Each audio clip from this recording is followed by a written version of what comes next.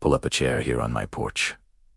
You can hear the 75 creaky boards under my boots. The wind is whispering through the pines like it's got secrets of its own. And I am sitting here with a mug of black coffee that has gone cold because my mind keeps wandering back to that night. The night I heard my daughter's husband say, "The pills will make it look natural." He hissed it low on the phone, through the thin wall of their guest room.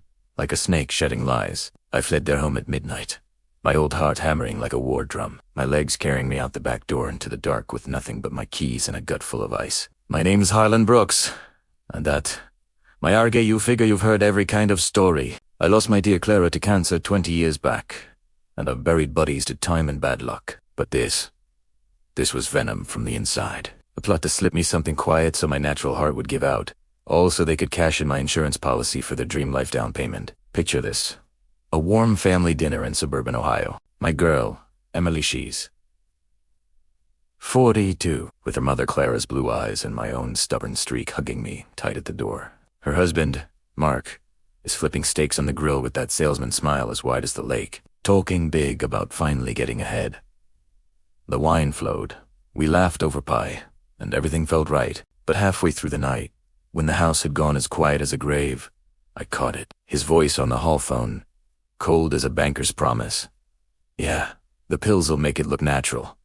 Heart attack. Clean. No questions. The old man's time anyway, and the insurance hits quick."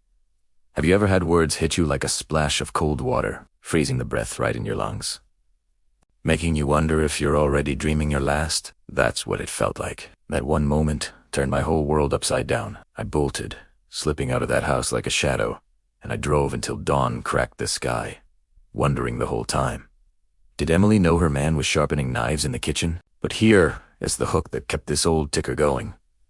Revenge is UNG for the young and hot-headed. It's for the steady hand that waits, gathers the nails, and builds the trap slow. 6 months later, Mark was the one fleeing broke, exposed in court with my evidence stacked higher than his lies. I can still hear him begging Emily, "Fix this, babe.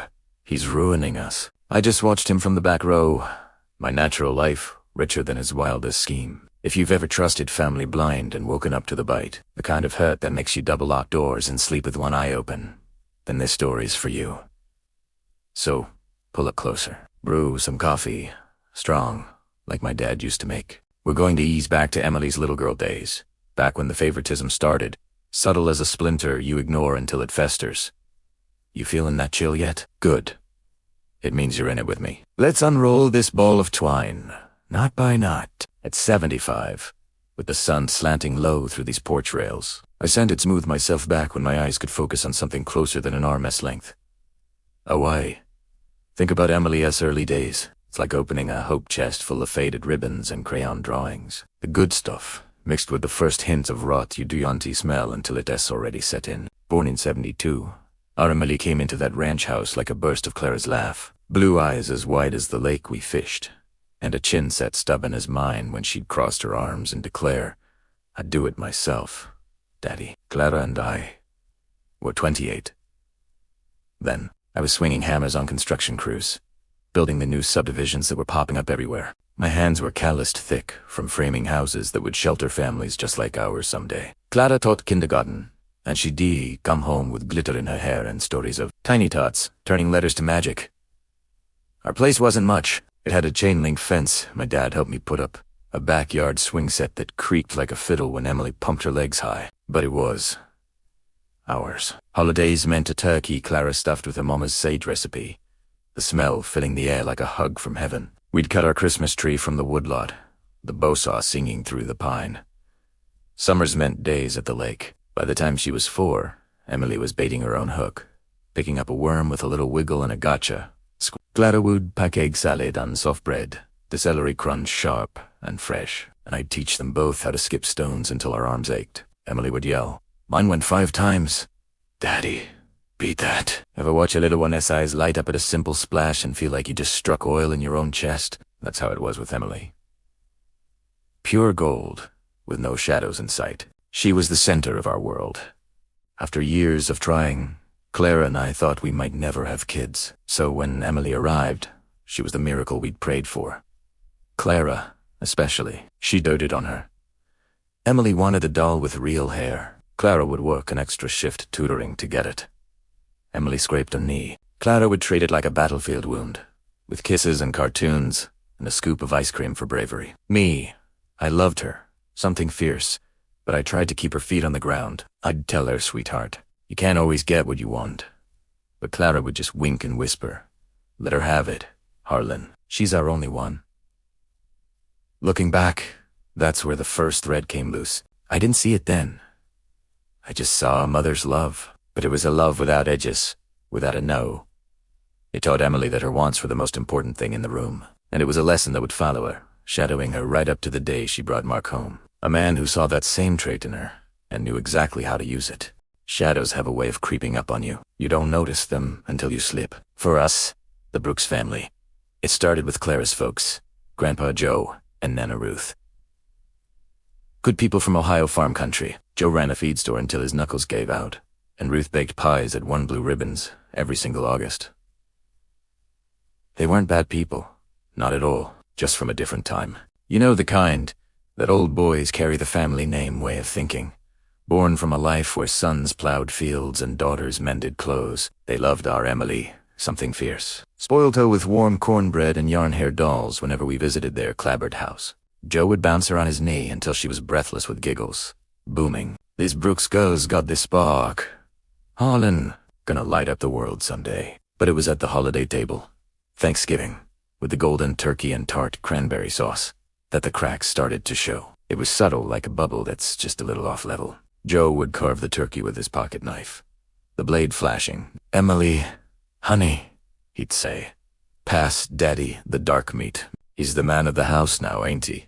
Harlan. Clara would just offer a soft smile from across the table, but I'd catch her rolling her eyes when Joe turned to me, fork in the air. "Good you fix things around here, son. Steady work keeps the roof tight. But a girl like Emily, she needs a strong name to carry on." Steady, that word. It felt like they were talking about the old Ford in the driveway. It gets you to town, sure, but nobody's revving its engine for show. Have you ever felt that? Like you're the reliable axle, but not the shiny chrome bumper that catches everyone's eye. It stung, a little, but later, in the truck on the way home, Clara would squeeze my knee and whisper, "You're her rock, Harlan." That's the kind of strong that stands tall, not the kind that just flashes loud. Stands tall. Yeah, I liked that. Like the glue in a dovetail joint, it holds everything together without making a sound. When Emily started kindergarten, that subtle tilt became more obvious. At the open house, her teacher was gushing over her finger painting of our family stick figures with big sunshine smiles. Emily's got such imagination. A future artist in the making. Joe and Ruth, sitting in the back, just beamed. Ruth fanned herself with a program and said, "That's our little Picasso. Creative, just like her Nana, with the pies." But at the parent-teacher conference, Joe cornered me by the coat hooks. His voice was low, like he was sharing a secret stock tip. "Harlan," he started, "you're handy with a hammer. Steady as they come. ... But Emily, she needs books in her hands, not boards. Ruth is already reading her. The classics, you know, Heidi and all that. Classics, as if I was Zunant the one passing out, with Goodnight Moon in my hand. Every night, Emily's little head on my chest, her finger tracing the cow jumping over the moon until her breathing went soft and even. On the drive home, Clara just laughed it off. "They're just set in their ways, Harlan," she said, as the wipers slapped away a light rain. "They love her to pieces. That's all that matters." They did love her fiercely, but sometimes that love felt like barbed wire around a pasture. It keeps the herd safe, but it'll nick your hand if you get too close. Have you ever had family praise your kid's sparkly side, but give your steady hand a side eye like you're on the beat? It builds a quiet callus on your heart. You don't even notice it getting thicker until it's already there. Summers at the lake made it even clearer. Joe would patiently teach Emily how to bait her own hook, his big, gentle hands over her small ones. "Easy now, girly," he'd say, like your daddy with his tools firm but kind. There it was again. Steady. Like the bait bucket. It holds the worms, but nobody's mounting it on the wall. Clara would poke the fire, sending sparks up like fireflies into the night sky. She'd wink at me over the flames. "Steady wins the supper, Joe. Harlan landed the biggest trout last year. Remember? The laughter around the fire was warm, but that word stuck to me like a burr on a sock, prickling with every step. Quietest came too damn quick. It was 2004 breast cancer. It slipped in like a shadow at dusk. The chemo left her as frail as onion skin paper, but she fought. That laugh of hers could turn a sterile hospital room into a home, right up until her very last breath. Joe and Ruth rallied. Our fridge became a tower of casserole stew and noodle on Tuesday, green bean supreme on Thursday. But when they'd visit, Joe would sit by her bed, holding her thin hand and say, "Ruth's reading Emily the classics every afternoon. Heidi in the mountains. Keeps her sharp as a tack. Harlan. Sharp. As if I were the dull blade in the drawer. As if I wasn't the one reading Where the Wild Things Are until Emily fell asleep on my shoulder. Emily, just a kid, would cling to me on those long nights. Daddy, she'd whisper, "Can you fix Mommy? Like you fix a swing." Fix her. My hands. The same hands that rebuilt decks and patched roofs. They couldn't touch this monster that was eating her from the inside out. After Clara was gone, the house became an echo chamber. At the funeral, Joe patted my shoulder with his big farmer's paw. "Steady now, son. Emily needs that rock of yours more than ever. Needs. Like a crutch you lean on after your leg breaks. Not the leg that runs the race. Have you ever lost your North Star and felt the whole sky tilt, throwing you completely off balance?" Joe and Ruth stepped up. They shuttled Emily to their farm for root lessons in the summers, milking goats and weeding the garden. Joe would boom. Good for her to learn where food comes from. "Harlan, you work steady at the sites, but you need stories from the soil, too." Stories. All these years, they saw me as the steady, quiet background to the main story they were writing for my daughter. I was just the guy who fixed things. But a man is more than just steady. A father is more than just a rock. And sometimes, the person who quietly holds it all together is the one with the biggest story to tell.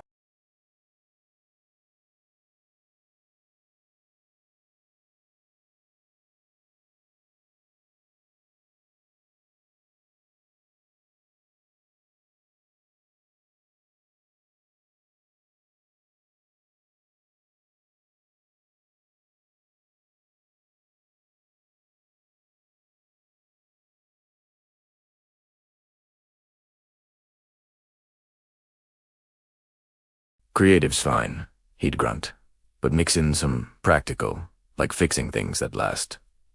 So, I'd gently push at our family suppers. "It's beautiful, honey, but maybe think about a steady paycheck, too." Practical. It was a word that rang hollow, even as I said it. By the time Emily met Mark, she was 37. I was 65. My hands steady, but starting to ache with the winter chill. I was retired from the big construction crews, just doing a small fix-it side gig that kept the coffee pot hot and my mind busy. Mark. He was a smooth-talking salesman at the local Chevy lot. He had a grin as wide as the showroom floor and a suit as sharp as a fresh shave. To me, he fit like a glove that was just a little too tight. But Emily was happy. Mark climbed the job ladder quick, making manager in no time. They bought a house with a down payment from what he called a hot streak. Emily turned the spare room into a studio, and her paintings lined the walls like colorful, hopeful guards. It all seemed perfect. But cracks, they show slow, like sap bleeding from a pine in spring. I noticed it in the small things. Mark's eyes were always on the dollar, always calculating. My own father Joe. He'd sit with Mark in the garage, sipping beers, and nod his approval.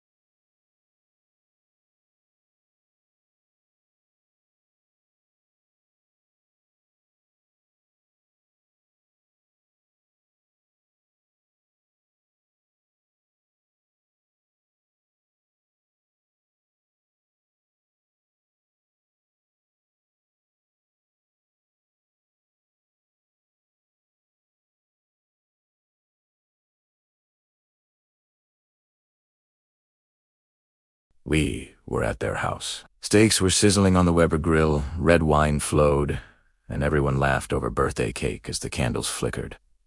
It felt normal. I ended up staying the night in the guest room, but the walls in that new house were thin as promises. The house went quiet after 11, but sleep just wouldn't come. I tossed and turned, feeling an unease I couldn't name. And then I heard it, a phone ringing, low and muffled. "Dandeho," it was Mark's voice, slipping through the drywall like smoke. "Yeah," he said, his voice a low whisper. "The pills will make it look natural." A heart attack for the old man, a clean sweep, no flags. It's his time anyway, and the insurance drops quick for the down payment. My blood turned to slush. I was frozen, stiff in that bed, my ears ringing louder than his words. Have you ever caught a whisper that ices your spine? One that makes you question if you're already a ghost or if you're refighting for your next breath. That was me. In an instant, I was bolt upright. I grabbed my keys from the hook on the door, quiet as a thief. I slipped out their back door into the pitch-black midnight, my old truck coughing to life a block away so they wouldn't hear. I just drove. I drove until the Ohio night blurred into the gray dawn of Indiana. I'm 75 now. The porch swing creaks under me as I sit here. But that frantic dash from Ohio still feels fresh in my bones, my legs burning, my heart thumping a frantic rhythm against my ribs. Run, Harlan, run. You know, betrayal from a son, that cuts as deep as any family knife. But at Mayache, you learn something. You learn that revenge simmers slow. A steady hand doesn't just build things. It can also gather proof. And then it turns the blade back around.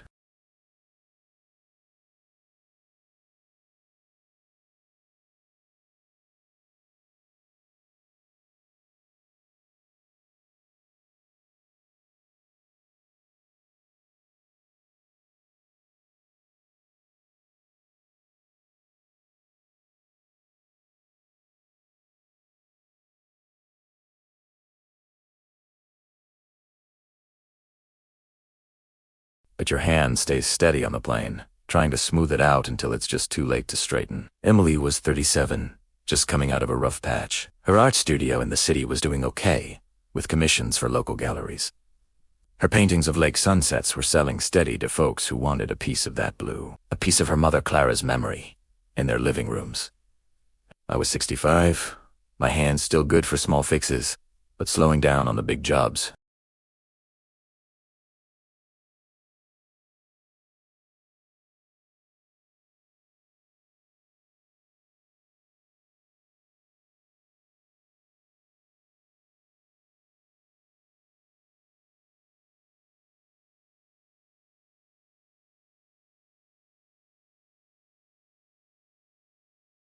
They met at the Chevy lot where she took her old Civic for an oil change. There he was, in that pressed shirt with his sleeves rolled just so, a grin flashing as white as the showroom lights. He told her, "Miss Brooks, this car's a classic, just like you. Let me show you something with a little more kick." Emily laughed it off when she told me this story later, but he'd asked her for coffee, and the next thing I knew, she was calling me, all excited. "Daddy, I met this guy, Mark. He's a sales whiz, and he's so funny. He thinks my art is gallery gold." Funny! Whiz. It all sounded like the same old salesman patter my own father used to warn me about. "They talk fast to sell you slow, Harlan," he'd say. "Always watch the fine print." But Emily, she was glowing. So I put on a smile and said, "Well, bring him over for Sunday dinner. We'll see if he can handle Clara's pie recipe." I had no idea what I was inviting into our lives. If you've ever felt that subtle shift, that quiet alarm bell, maybe you know a piece of what I'm talking about. If you'd like to hear what happened next, please hit that subscribe button. Sitting here on the porch. I'm 75 now. The coffee in my mug is steaming, and the first chill of evening is settling in. I find myself thinking back to Emily's early years. It's like looking through an old photo album where the happy pictures have these faint, smudged corners. You see the smiles, but your eye catches the little tear nobody ever noticed. Emily came into our world back in '72. She was all blue eyes and curiosity, lighting up our little ranch house, just like her mama, Clara, used to. She had my stubborn chin, but that spark in her eye, that was all Clara's. The kind of spark that could turn a rainy afternoon into an adventure, building forts under the kitchen table, Clara and I were 28 then. I was laying block on construction sites, building up the new neighborhoods that were sprouting everywhere. I'd come home with my hands thick with mortar, aching from a full day's work, and Clara would tell me stories from her kindergarten class about little fingers turning letters into birds. Our place wasn't much. The siding was faded, and the screen door slapped shut like punctuation on a sentence. The backyard had patchy grass where Emily would chase dandelions until her cheeks were flushed pink. But it was home. Holidays smelled of Clara's turkey, stuffed with onion and sage, the aroma wrapping around you like a warm quilt. We'd drag a tree home from the woodlot, using a handsaw that bit slowly through the trunk. Summers were lazy days at the lake. Emily would be knee-deep in the shallows, her tiny net scooping up minnows, and she'd squeal, "Daddy Lukaiga!" A silver fishy. Clara would pack bologna sandwiches on soft bread with shop mustard. I'd skip stones with Emily until my arm was tired, and her little palm would slap mine. Your turn, beat 5. Daddy, have you ever watched a child's wonder turn a simple puddle into an ocean? It makes you feel like the richest man alive, with nothing but wet feet and a full heart. That was Emily back. Then pure light. No shadows creeping in just yet. But shadows, they don't announce themselves. They just slip in, quiet as fog off the water. For USA's Brooks, it started with Clara's folks, Grandpa Joe and Nana Ruth. They were good Ohio folks, solid as the clay on their farm an hour west of us. Joe ran a feed store until his knees gave out, and Ruth rolled pies that always won blue ribbons at the fair, with crusts as flaky as autumn leaves. They weren't loud or demanding people, not at all, just folks shaped by hard work and harder winters. They had that old-fashioned idea baked into them. You know, the boys, the name Karia. They loved Emily to pieces, though, spoiled her rotten whenever we visited their white clapboard house with the wraparound stoop. Joe would hoist her onto his shoulders for horse rides around the barn, and Ruth would slip her extra warm cookies from the oven, saying, "This Brooks girl's got the fire." Harlan gonna blaze trail someday, but it was during the holidays at their place, with the Thanksgiving table groaning under the weight of a crisp turkey and tart cranberry sauce. That's when the whispers started. Soft, like a hinge kneading oil. Joe would be carving the bird with his grandpa's knife, the blade nicking the bone, and he'd say, "Emily, honey, pass Daddy the wing. He's the man keeping this roof tight now, ain't he, Harlan?" Clara would just smile over her plate of stuffing, but I'd catch a quick glance. Then Joe would turn to me, waving the carving fork. "Could you keep things mended around here? Son, steady work holds the family farm, but a girl like Emily, she needs a strong name to pass down the line. Steady, like their old John Deere tractor in the shed. It plows the field just fine, but nobody's racing it to town. Have you ever felt that as a young dad? Like you're the steady keel, but not the flashy sail catching the wind. It stung a little, but on the drive home, Clara would hook her pinky and mine under the checkered tablecloth we used as a car blanket. "You're her anchor, Harlan?" she'd say. "That's the kind of strong that doesn't shout. It just stands." Stands. Yeah, like a fence post in the ground. It holds everything together, but it gets leaned on hard. When Emily started school at 5, that Leonese just a bit further. At the kindergarten open house, her finger painting of our family was on display, wobbly stick figures with balloon heads and big sunshine grins. Her teacher was beaming. Emily's got such a vivid imagination, a future storyteller or painter. Mark my words. Joe and Ruth, sitting in the back on those metal folding chairs, just lit up. Ruth fanned herself with a program. That's our little dreamer creative as her Nana with the quilt patterns. But after, when the teacher was gone, Joe pulled me aside by the cubbies. His voice dropped like he was sharing fence line gossip. "Harlan, you're solid with a wrench, steady as the sunrise fixing folks' fences. But Emily? She needs stories in her ears, not sawdust." Ruth's already reading her the old favorites, Anne of Green Gables and such. Stories.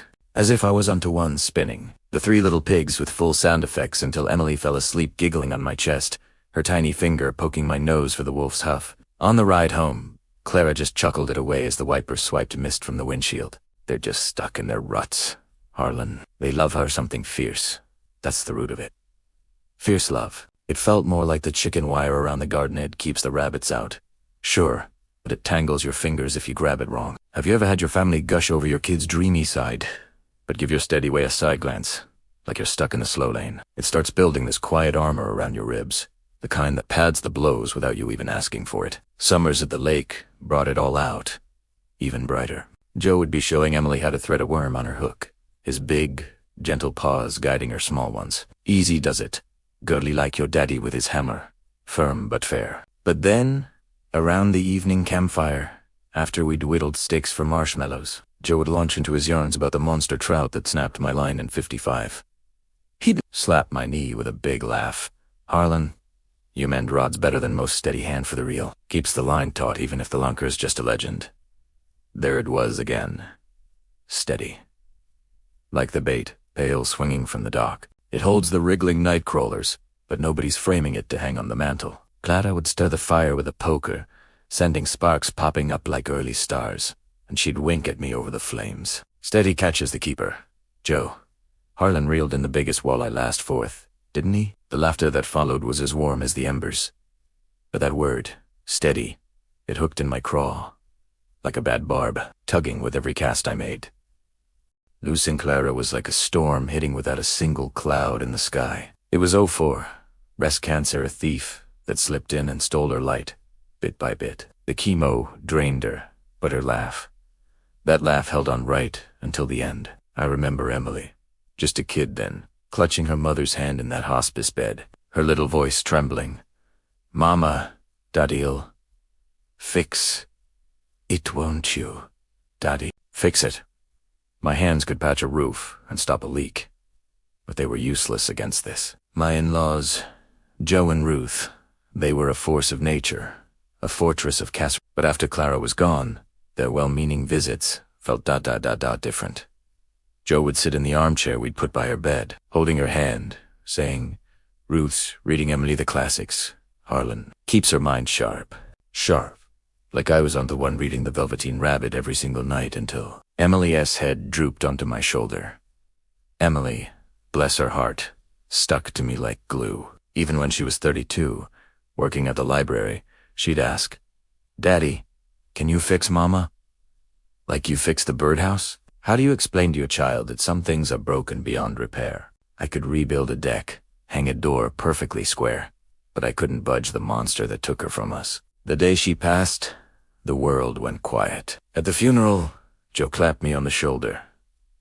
Steady now, son. Emily needs that rock of yours. Needs. I felt like a pier piling, holding everything up but just getting battered by wave after wave. Ever lose your compass and feel the whole world tilt? Joe and Ruth stepped up, whisking Emily off to their farm for grounding summers. Joe would boom from the porch. Good for her to learn where supper comes from. Harlan, you grind away at your sights, but she needs some tailies from the topsoil. 2 tailies. As if the stories I told her weren't worth anything. Still, Emily blossomed.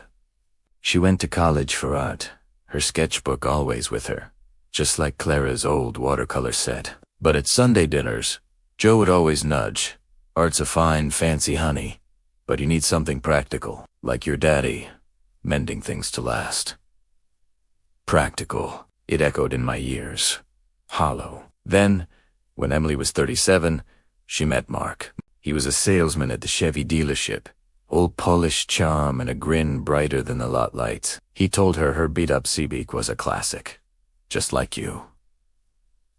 She called me, giggling. The next thing I knew, she's telling me, Dad, I met this guy Mark. He's a car whiz, and he thinks my lake sketchers are gallery gems. Whiz. Gemsa. Sounded like a sales pitch to me, but Emily was so happy, so I just chuckled and said, bring him for pot roast Sunday. Let's see if he can handle Clara's spice rub. Mark walked in like he owned the place, but in a comfortable way. He had this firm handshake. Eyes level with mine. Harlan, he said, Emily's sung your praises. Steady hands like yours. Pure gold in a leaky world. Gold. It was an old line from Joe, but it sounded different coming from him. Warmer. Over dinner, Mark told stories about his job, sealing a semi-truck fleet on a gut feel. I found myself nodding, impressed. Sounds sharp, Mark, I said. Steady sales keep the home fire stoked. He just chuckled. Nah, Harlan, it's the hustle. But hey, that deck out back, sagging a bit. My steady hand could true it up for you. He tossed my own word right back at me. Emily was beaming. See, Daddy, Mark's got the touch. Too. The touch. It felt like looking in a mirror, but a slightly distorted one. You ever meet someone who seems just like you, but something's just off? Emily dove in headfirst. They went on dates, picnics, art openings where Mark would schmooze the buyers. 6 months later, there was a ring. At the engagement dinner, Joe raised his glass to Mark, a sharp leader, and Emily, a pure artist. The Brooks blood is running stronger than ever. Stronger. I felt like the fence posts they nail the welcome sign to. I hold the gate, but I take the hits. The wedding was in Clara's church. Walking Emily down that aisle, her hand squeezing mine, she whispered, "Happy as a clam, Daddy. Mark's my steady.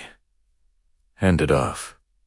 Hand it off." Mark fit into the family seamlessly. He got promoted to lot manager, they bought a starter house, and Emily turned the garage into a beautiful studio. But I started to see little things, like a spot of rust on a new hinge. Mark's eyes always drifted to the price tag, the bottom line. Joe would be in the driveway with him, drinking a beer, saying, "Clever fella, that Mark drives a hard bargain. Harlan, you're steady as the sunrise.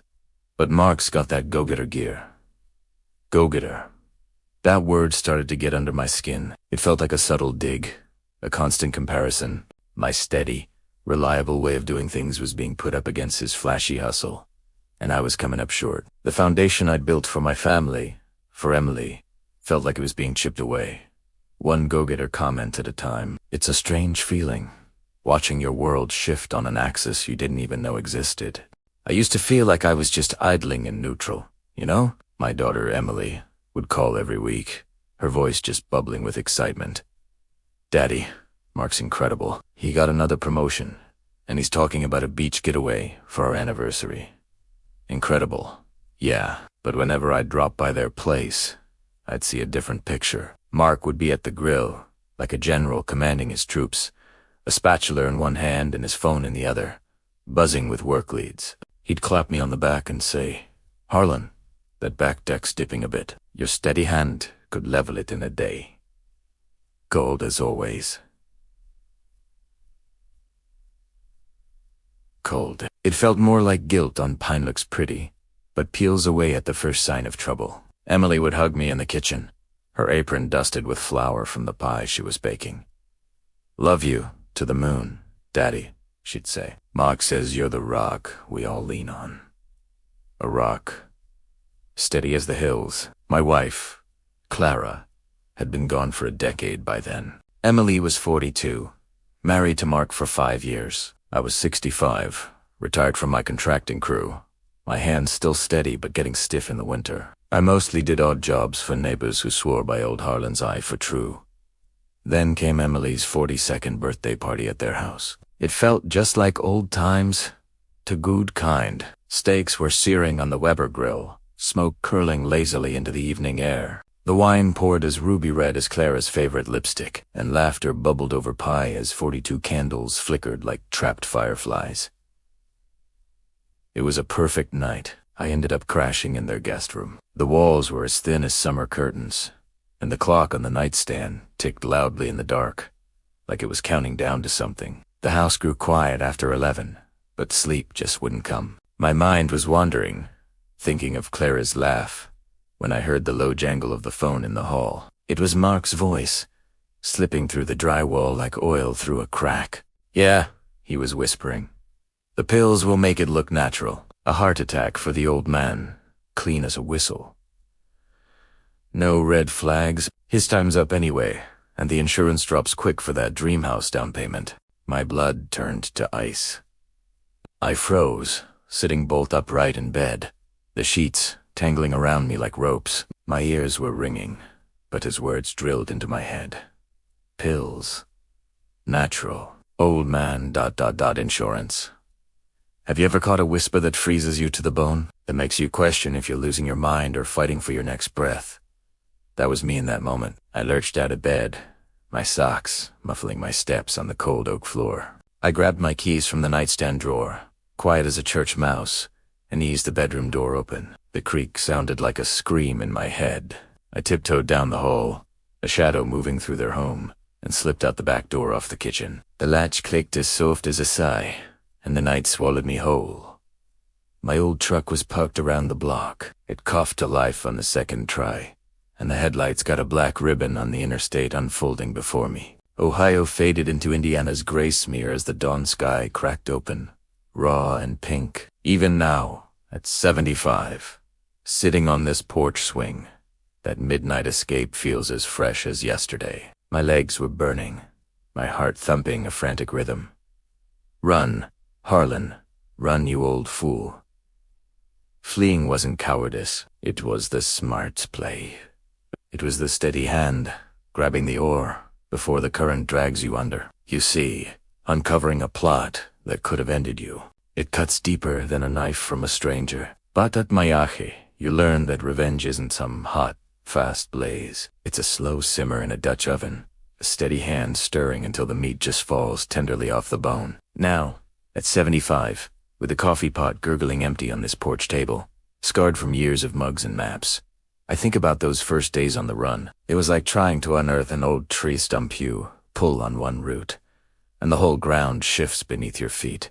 That first dawn broke pink over an Indiana motel, room 12, with a neon vacancy sign buzzing faintly through the thin curtains. My old F-150 was parked nose-in under an oak tree to hide the license plates. My heart was still pounding from the drive, but my mind was racing, clear as cut glass. The loop of Marx's voice, pills ...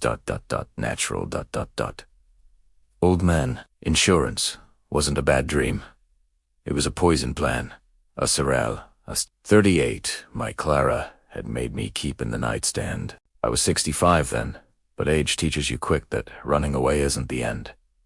It's just the beginning. My first call was to my buddy Tom, an ex-cop who was a regular at the local diner. Tom, I said, I need a favor. A quiet check on my son-in-law, Mark Ellis, over at the Chevy lot in Ohio. Tom's voice was gravelly. Harlan, you sound rough. What's up? I told him, keeping my voice low. I overheard something bad. I think he's targeting me for insurance money. I need dirt, with no trace back to me. There was a long pause. Sit tight, old friend, he finally said. I'll dig discreetly. I'll get back to you. After we hung up, I took a hot shower. The cheap motel soap stung my skin. I shaved, staring at my bloodshot eyes in the foggy mirror. Steady, Harlan, I told myself. Clara always said you were a rock. Act like it. A rock. Steady. For breakfast at the diner, I had eggs over easy and burnt toast. The waitress asked, rough night. Hun. I just nodded. Family stuff. Pass the sugar. Family. The word twisted in my gut like a knife. Around noon, Emily called, her voice thick with worry. Daddy, where are you? Your message was so odd. Mark said you left early because you were sick. Sick? I had to lie, and it had to be smooth. Just a bad gut, sweetie. Headed to a motel to rest up. I'll drive home soon. Love you. Okay.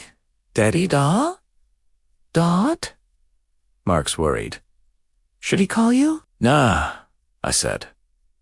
I'll handle it. See you soon. I hung up, my stomach churning. Did Emily know? Did she have any idea? Her eyes were innocent, the same blue as her mother's, but Mark's tongue was pure poison. Tom called back at dusk. Harlan, meet me at the park on the edge of town. Bring some cash and be quiet.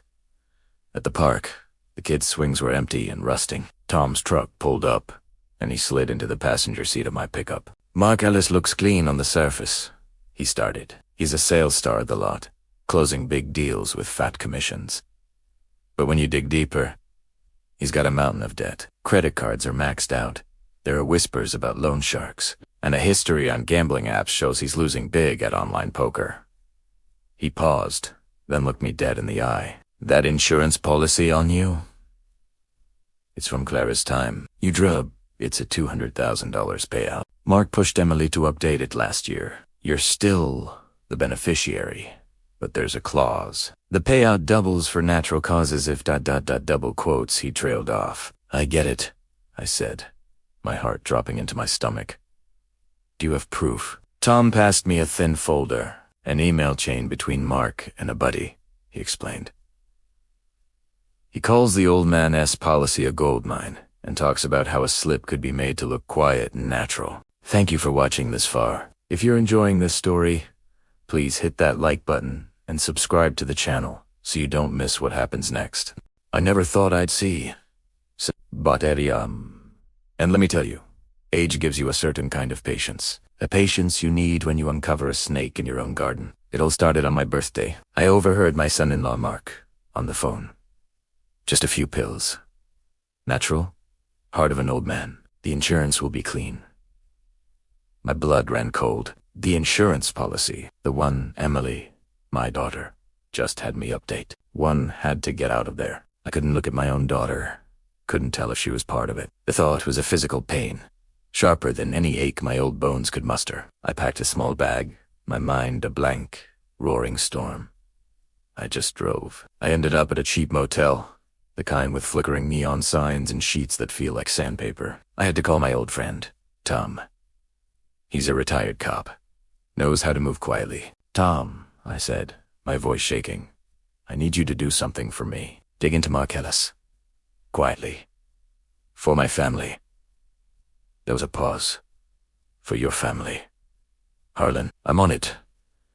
I hung up, the weight of that favor pressing down on me. I stared at my reflection in the dark TV screen.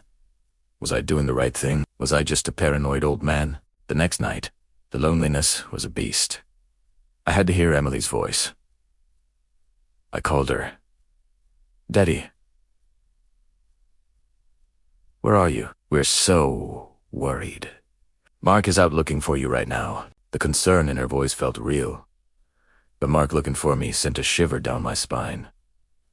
A snake hunting its prey. Just a bad gut, sweetie. I lied. Doctor said I need to rest for a bit. Don't worry. I love you. Come home, Daddy, she pleaded. Mark says you sounded off. He thinks maybe you're mad at him about something. We can fix it. I'm not mad, I thought. I'm terrified. Not mad.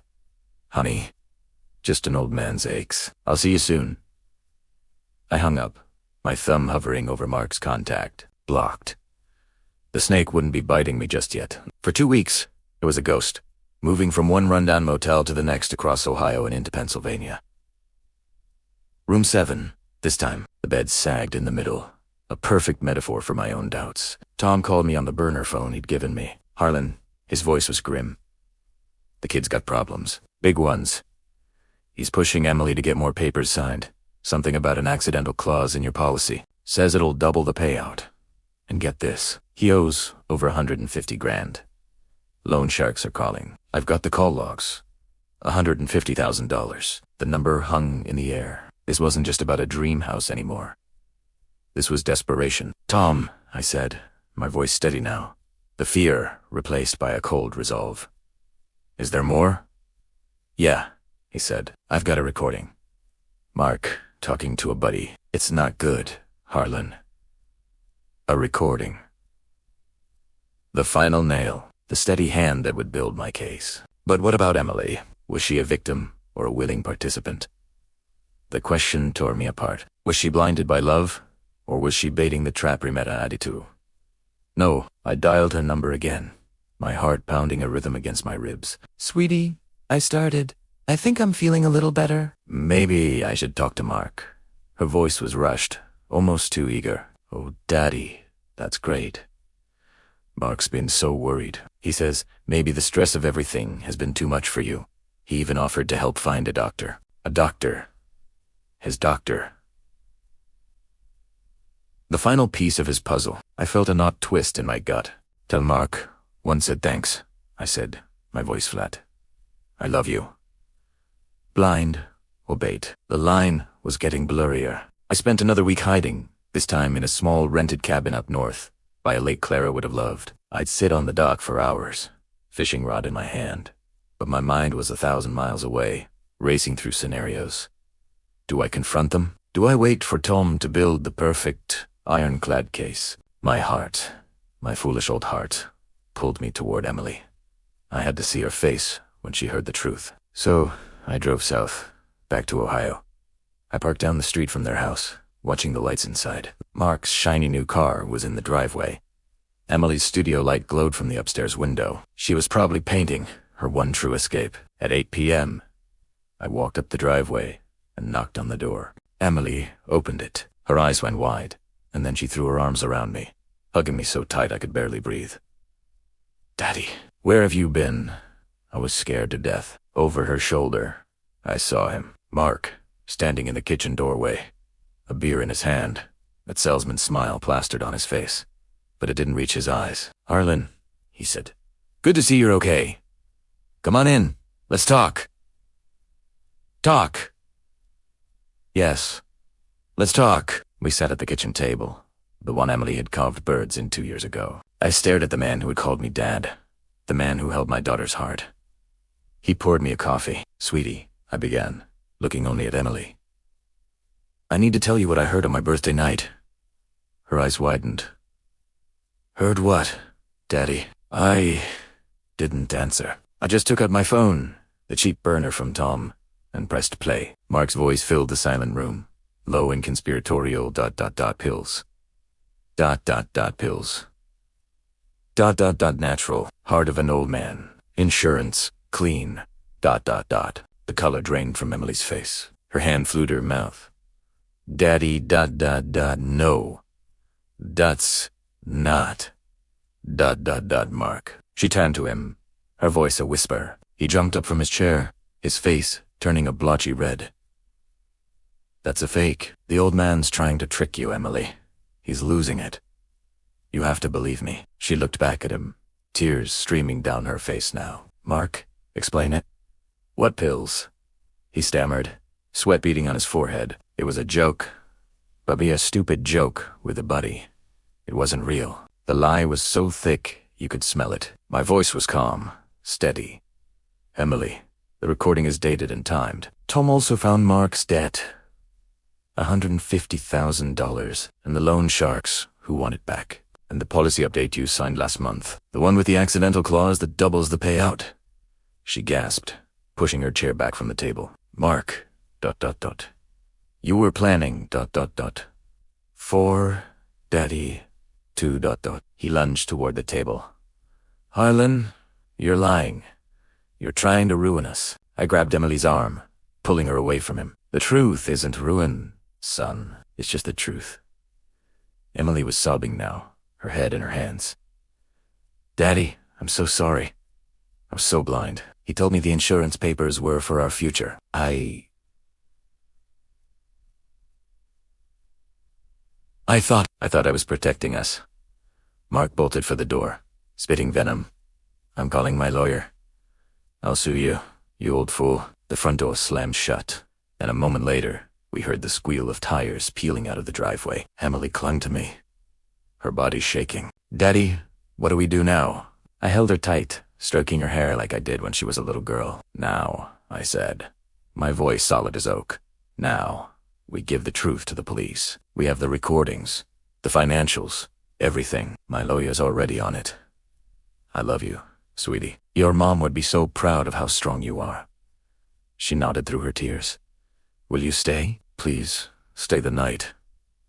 I stayed. I locked the guest room door, not out of fear of Mark, but to give us both a boundary, a new beginning. The next morning, I called Tom. He ran. "Emily is with me." "Good," Tom said.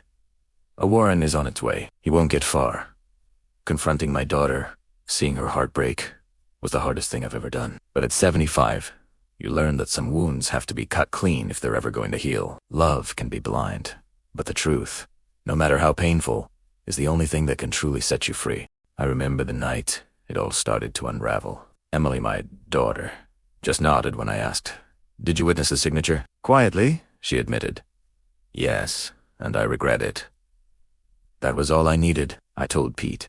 My lawyer filed the restraining order tomorrow. Keep Mark away from her. That night, while Emily slept on the couch, I sat by the window, the dark pressing in. 38. Clara's gun felt heavy in my lap. My hand was steady as I loaded the chamber, the click barely making a sound. Addos alto M? A Berna phone rang. It was Mark. Harlan, you old bastard, he hissed. Are you trying to ruin me? Emily is mine. My voice didn't waver. Mark, the game is over. The police know about the pills, the plan, and your debts to the loan shark. Run far. I hung up. The line went dead. At dawn, Pete filed the papers. A warrant was issued, and the cops showed up at Mark's car lot. They arrested him right there, in public. Customers gasped. I heard one say, Mark Ellis, plotting to murder his own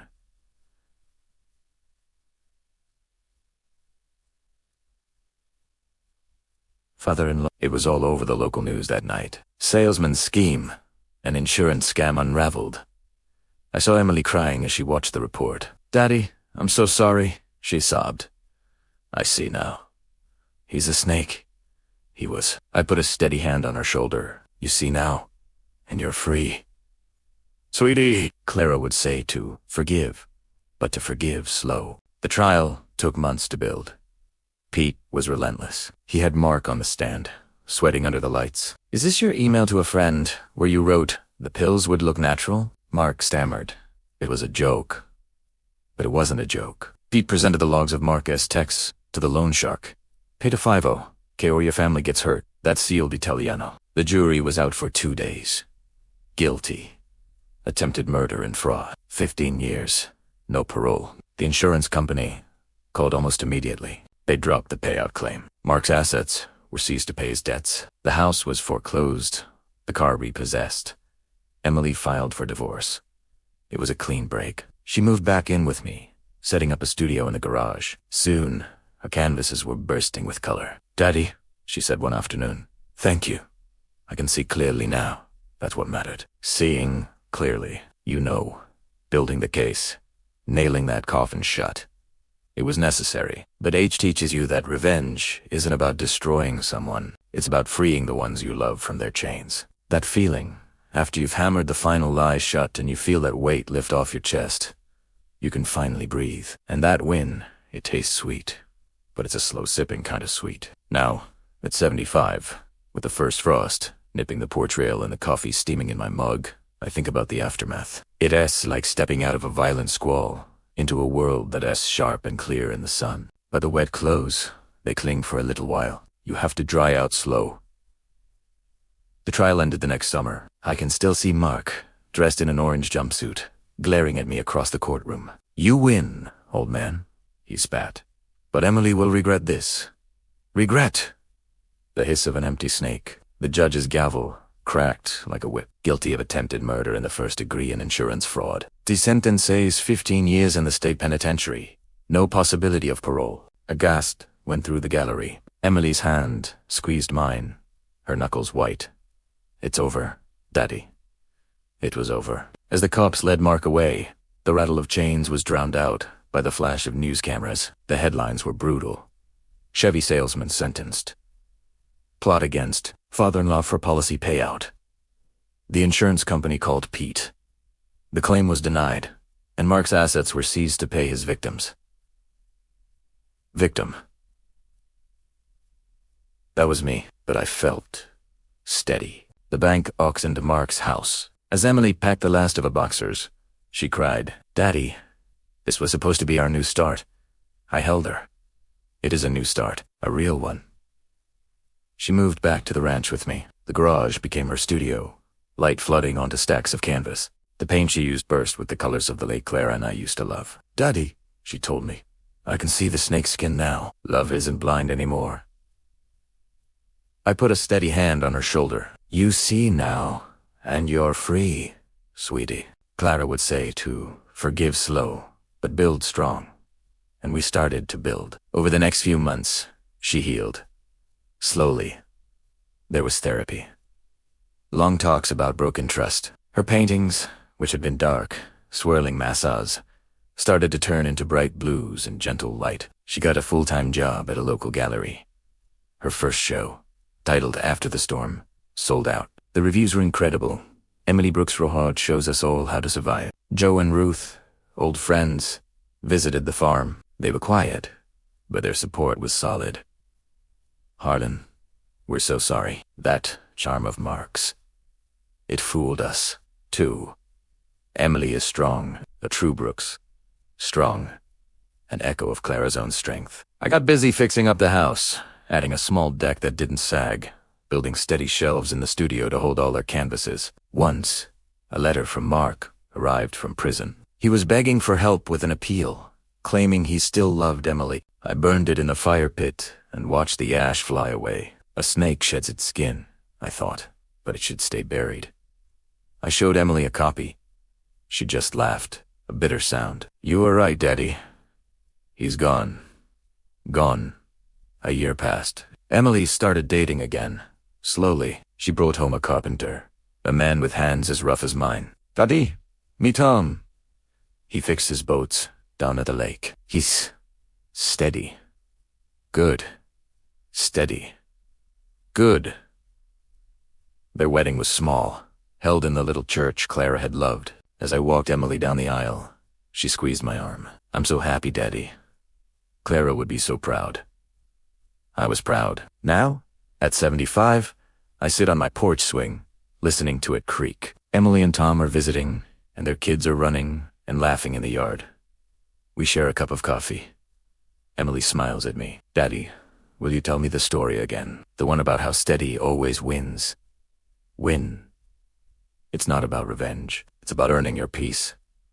The aftermath is where life really begins again. It's the rainbow after the storm. You just have to hold on long enough to see it. That midnight decision to act didn't just save my life. It saved my heart from hardening. It was about turning the blade of betrayal back.